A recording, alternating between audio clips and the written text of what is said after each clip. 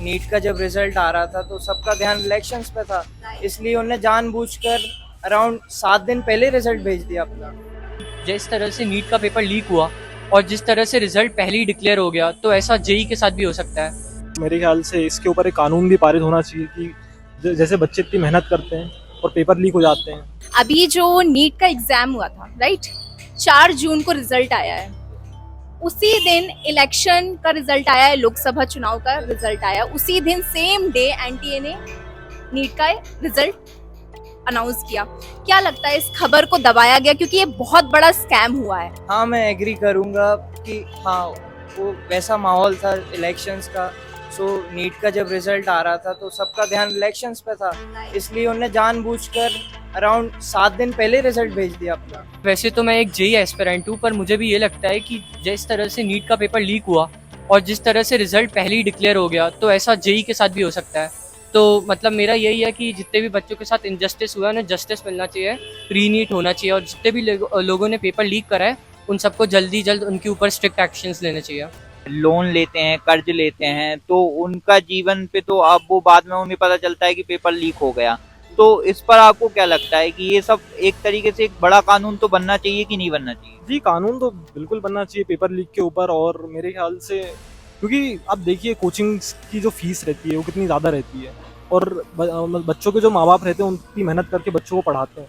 तो और आप देखो कि मतलब कोई और जो इसने उतनी मेहनत नहीं करी है और वो आगे बढ़ रहा है। अभी एनटीए के ऊपर ये दबाव बनाया जा रहा है। कई लोग बोल रहे हैं कि री एग्जाम होना चाहिए कि नहीं होना चाहिए। चलिए जानते हैं कि री एग्जाम होना चाहिए कि नहीं होना चाहिए। बताइए, री एग्ज़ाम कंडक्ट करना थोड़ा काफ़ी बड़ी बात हो जाती है मेरे हिसाब से। जिन स्टूडेंट्स को लगता है कि हाँ, उनके मार्क्स कम आए हैं या कुछ हुआ है ऐसा ग्लिच वगैरह, तो उनका कंडक्ट करना चाहिए। उन्हें अपना रजिस्टर करवाना चाहिए। जिन जिन के एग्ज़ाम बुरा गया है वो दोबारा दे सकते जिन हैं। लोगों को मतलब डाउट है कि उनको Yes. कम मार्क्स मिले या उनके साथ कुछ बहुत बड़े लेवल पे फ्रॉड हुआ है, तो उनको करवाना चाहिए। आपका ये यस मैम, एब्सोल्युटली उन्हें करवाना चाहिए। अच्छा, सरकार लगातार कह रही है कि स्ट्रिक्ट एक्शन हो रहा है। धर्मेंद्र प्रधान ने भी जब शपथ ली थी शिक्षा मंत्री ने, तो सेम सेम के नारे लगे थे, नीट एग्जाम रिजल्ट के नारे लगे थे।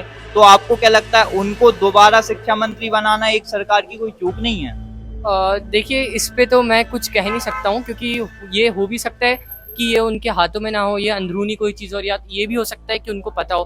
तो इसके बारे में तो कुछ नहीं कह सकते, मगर हाँ ये कह सकते हैं कि रीनीट जरूर होना चाहिए, और जितने भी बच्चों ने मेहनत करी है उनको उनकी मेहनत के हिसाब से रिजल्ट जरूर मिलना चाहिए। ऐसा होना नहीं चाहिए। लोग इतनी मेहनत करते, इतनी पढ़ाई करते, नीट वालों को तो बहुत ज़्यादा ही कितना ज़्यादा करते पढ़ाई।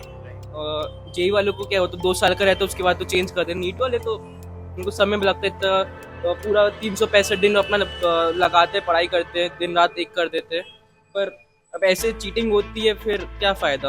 अच्छा, कुछ कुछ पेरेंट्स अपनी जमीन जायदाद अपना मतलब पूरा टाइम अपने बच्चों पर लगा देते हैं कि हमारा बच्चा मेडिकल में आगे जाएगा, तो उन लोगों पर क्या बीतती होगी? कई सारी आत्महत्याएं होती हैं, ये तो गलती है। उनके साथ कितना अन्याय हो रहा है। उन्होंने तो पूरा खून पसीना एक करके वो इतना पैसे लगाते, सब करते, पर लेकिन बुरा तो लगता है। जो डिजर्व करता है आगे बढ़ना वो नहीं बढ़ रहा है, तो आप समझ ही सकते हो कि आगे चल के हमारे देश के लिए जो एक रिसोर्स है वो भी कम हो रहा है। बिकॉज जिसको मतलब आगे होना चाहिए था वो आगे नहीं है, और जो डिजर्व नहीं करता वो आगे। तो अब देखिए, अब वो बच्चे आगे जाएंगे, वो डॉक्टर बनेंगे जो चीटिंग करके या मतलब जिस भी तरीके से जिनने एग्जाम क्लियर करा है, तो कैसे डॉक्टर बनेंगे आप अभी जान सकते। ये इनका कहना है कि जो डिजर्विंग नहीं है वो एग्जाम क्लियर कर ले रहा है, जो डिजर्विंग है वो बेचारा पीछे रह जा रहा है। तब जो भी लोग मेहनत करके दे रहे हैं उनके लिए तो नुकसान ही हो रहा है उनका दिन फालतू।